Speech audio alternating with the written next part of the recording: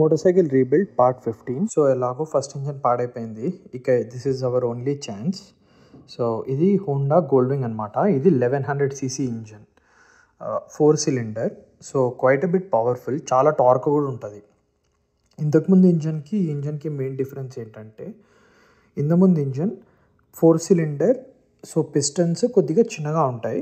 చిన్న పిస్టన్స్ ఎక్కువ ఉంటే మ్యాక్సిమం రెవింగ్ ఉంటుంది, పిస్టన్ సైజ్ పెద్దగా ఉంటే మ్యాక్సిమం టార్క్ ఉంటుంది.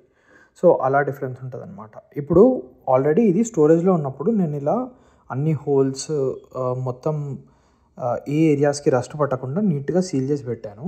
సో ఇప్పుడు అదంతా తీసేస్తున్నాను, so that like I can inspect the condition of the engine.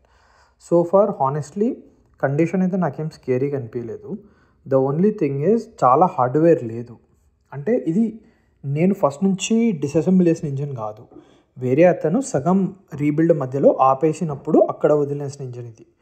So engine seize అయిందా లేదా టెస్ట్ చేశాను, అదైతే ప్రాబ్లం కాదు.